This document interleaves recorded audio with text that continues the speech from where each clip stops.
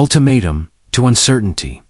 How a rapid war plan spiraled into a global energy shock. Hello everyone, and welcome back to our YouTube channel, Maz Reporter. What started as a fast, decisive war has now turned into a global economic shock. Fuel prices are rising, shipping routes disrupted, diplomacy racing against time.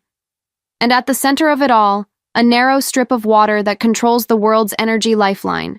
The plan that didn't go as expected. On February 28, 2026, the United States and Israel launched coordinated strikes on Iran. The objective was clear: weaken Iran's nuclear and missile capabilities quickly. The expectation? A short conflict with controlled consequences. But instead of collapsing, Iran responded in a way that changed the entire game. Rather than matching military force directly, it targeted something far more powerful: the global economy. The world's energy lifeline. At the heart of this crisis is the Strait of Hormuz. This narrow waterway carries nearly 1/5 of the world's oil supply. Think of it as the main highway that fuels the planet. If that highway becomes unsafe, everything slows down. That's exactly what happened. Iran didn't completely shut the route, but it made it risky enough that ships stopped using it. Threats, mines, and attacks created fear. Insurance companies backed off. Shipping traffic dropped sharply, and suddenly the global energy system was under pressure. The immediate global impact. The effect was immediate. Oil prices surged from around $70 per barrel to over $100, and at times close to $120. For everyday people, that means higher petrol prices, more expensive goods, rising transportation costs. Countries heavily dependent on imported energy, especially in Europe and Asia, felt the impact the most. Economists began warning about inflation, slower growth, and even potential recessions. The 48-hour ultimatum. As tensions escalated, U.S. President Donald Trump issued a strong warning. Iran was given 48 hours to reopen the Strait of Hormuz. If not, the U.S. would strike major Iranian infrastructure. It was a hyper-sure move, designed to force quick compliance. But just before the deadline expired, something changed. The U.S. announced a 5-day pause. The reason? Ongoing diplomatic conversations. At the same time, Iran denied that any direct talks were taking place. This created confusion and uncertainty. Where things went wrong. So what caused this sudden shift? The biggest miscalculation was underestimating Iran's strategy. Instead of direct confrontation, Iran used geography as leverage. By disrupting the Strait of Hormuz, it didn't just pressure its adversaries, it pressured the entire world. This transformed a regional war into a global economic crisis. Timing also played a role. There were reports of indirect diplomatic talks before the conflict began. Once the strikes started, those channels collapsed. And with them, the opportunity for early de-escalation. A divided approach.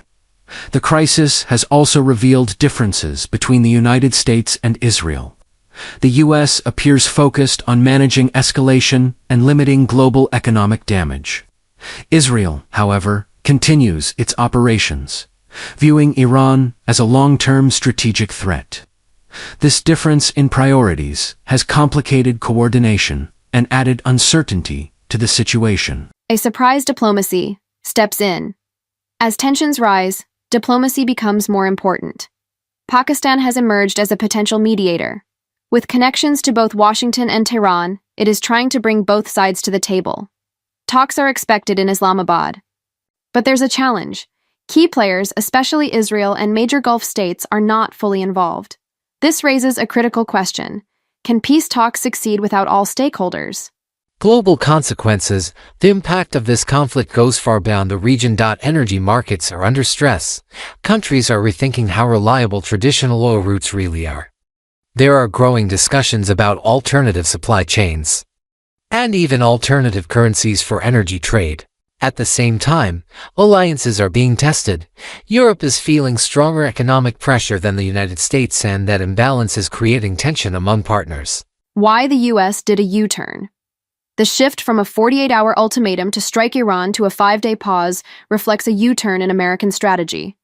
Rising oil prices, global market instability, lack of strong allied support. All of these factors likely influenced the decision. Analysts say the costs of escalation became too clear to ignore. The pause is not a resolution, it's a moment to reassess.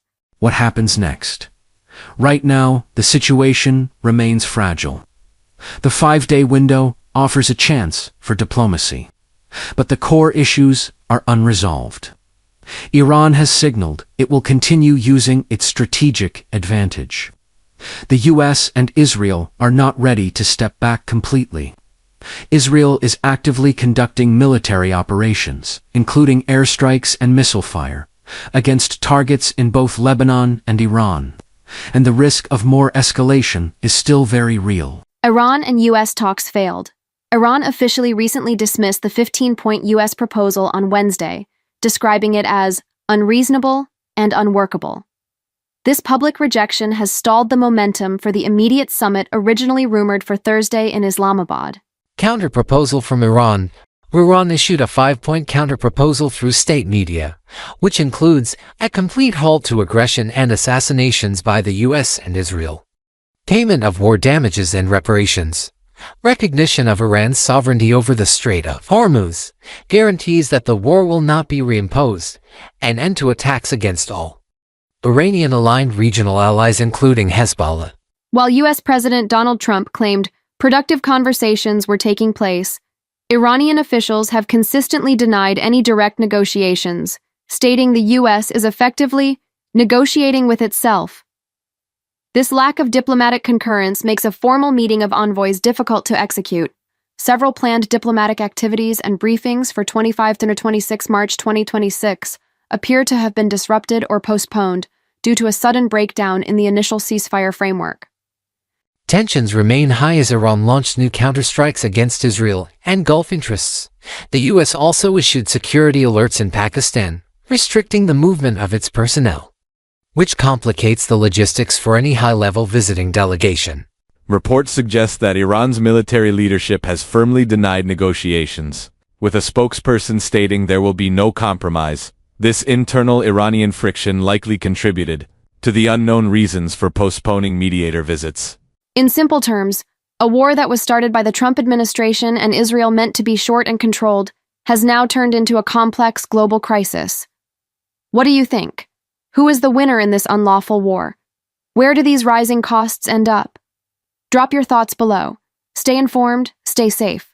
I'll see you in the next one. Subscribe to our channel Maz Reporter, like bell icon. Thanks for watching. Peace.